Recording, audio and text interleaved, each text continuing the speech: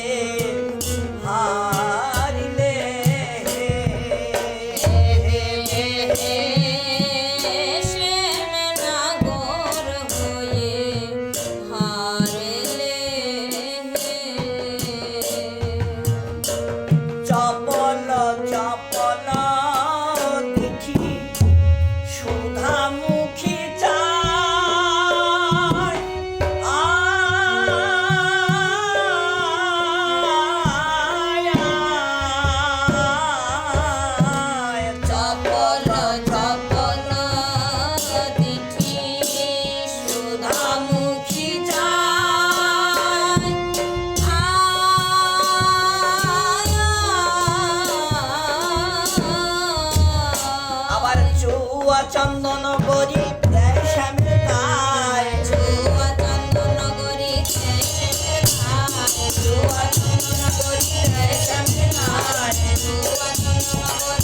শ্যামের গায় হারিলে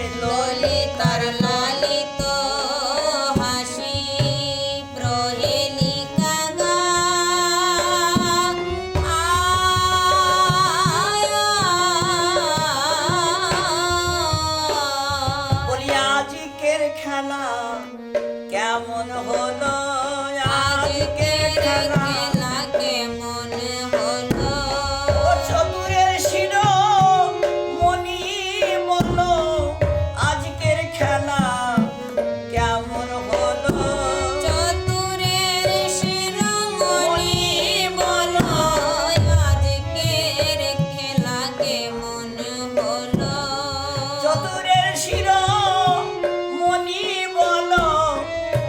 লাল লাল করে দিল চতুরের শিরোমণি দেখো দেখো লালে লাল করে দিল আজকার খেলা কেমন হলো ললিতার লালিত ধনী প্রহেলিকা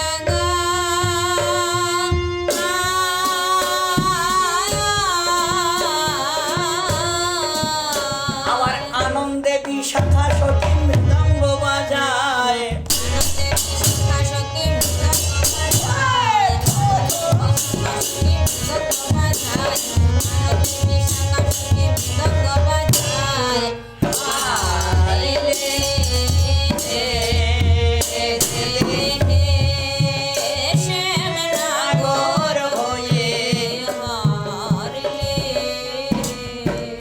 আমার রঙ্গ ভরে রঙ্গ দেবী নাগরে সুধায়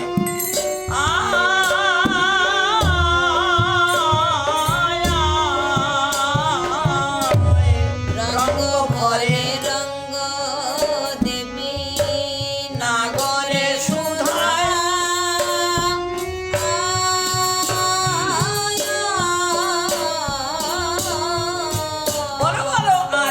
খেলিবা ফাগুন নাগরী সভায়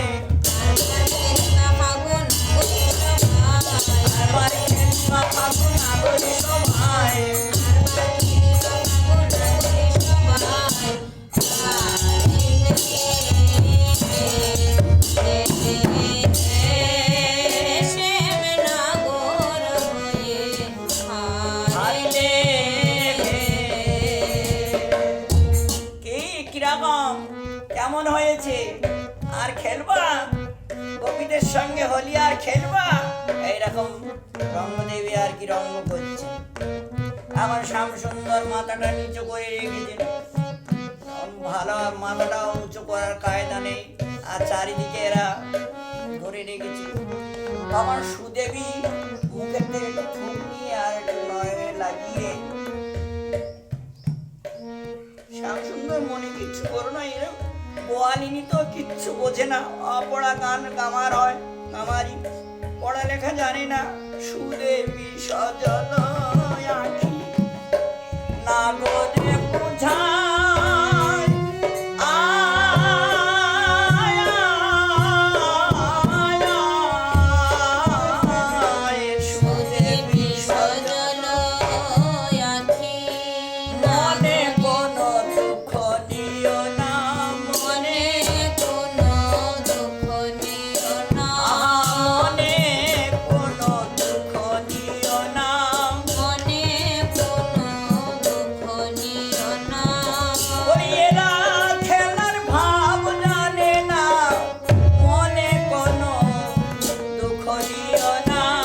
এরা খেলার ভাবে জানে না, কেন আর পড়া গোয়ালিনী, এরা খেলার ভাবে জানে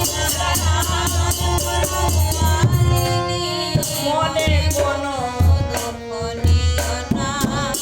সুদেবী সজল আখি নাগরে বুঝা,